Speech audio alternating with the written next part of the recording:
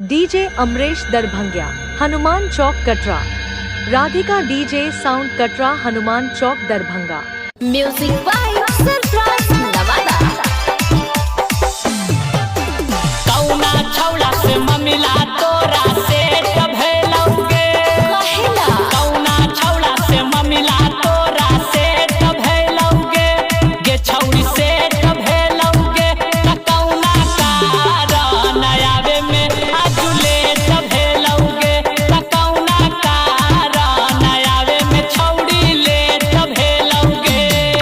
सुन ले डीजे वाला छौड़ा से ममला सेट भेलौ रे, डीजे वाला छौड़ा से ममला सेट भेलौ रे, रे छौड़ा सेट भेलौ रे, त चुमा लेबे देबे में छौड़ा आजू लेट भेलौ रे, त चुमा लेबे देबे में छौड़ा आजू लेट भेलौ रे।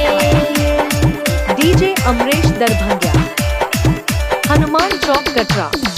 कौन छौड़ा चुसल कौ तोरा ओठवा के लाली आगे, मिसिए के लाल कैल कौ गोरे गोरे गली आगे।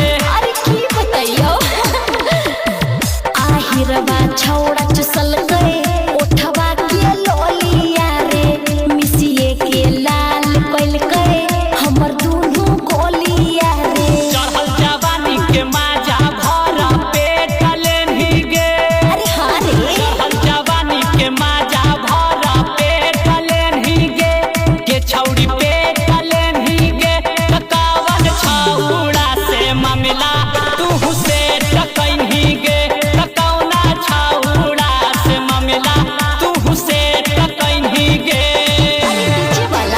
डीजे वाला छौड़ा से ममला सेट भेलौ रे, डीजे वाला छौड़ा से ममला सेट भेलौ रे, रे छौड़ा सेट भेलौ रे, त चुमा लेबे देबे में छौड़ा आजू लेट भेलौ रे, त चुमा लेबे देबे में छौड़ा आजू लेट भेलौ रे। Radhika DJ sound Katra, Hanuman Chowk Darbhanga. कैसे पोछैलौ तोरा आँख के काजरावा गे, कौन छौड़ा बनलौ तोरा नैका ना भरावा गे। अरे छौड़ा कितना बार बताइयो रे, चुमा चाटी लेवे में छुटलै को जोरवा रे, डीजे सरफराज बनलै हमर लफोरवा रे। सिंटू दिलदार से छौड़ी तू भेंट कैन्ही गे, अरे नहीं रे, राइटर रोहित सिंह से छौड़ी भेंट कैन्ही गे, अरे नहीं रे, छौड़ी भेंट कैन्ही गे, कवन छौड़ा से मामला तू से टकैन्ही गे, कौना छौड़ा से मामला तू से टकैन्ही गे। डीजे वाला छौड़ा से ममला सेट भेलौ रे, डीजे वाला छौड़ा से ममला सेट भेलौ रे, रे छौड़ा सेट भेलौ रे, त चुमा लेबे देबे में छौड़ा आजू लेट भेलौ रे, त डीजे चुमा अमरेश लेबे देबे दरभंगिया। में छौड़ा आजू लेट भेलौ रे। हनुमान चौक कटरा।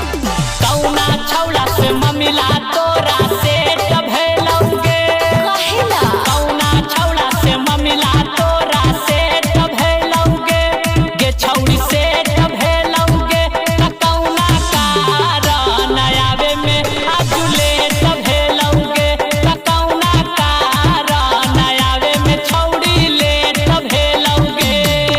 सुन ले डीजे वाला छौड़ा से ममला सेट भेलौ रे, डीजे वाला छौड़ा से ममला सेट भेलौ रे, रे छौड़ा सेट भेलौ रे, त चुमा लेबे देबे में छौड़ा आजू लेट भेलौ रे, त चुमा लेबे डीजे देबे अमरेश में दरभंगिया, छौड़ा आजू हनुमान लेट चौक कटरा। भेलौ रे। Radhika DJ sound Katra, Hanuman Chowk Darbhanga.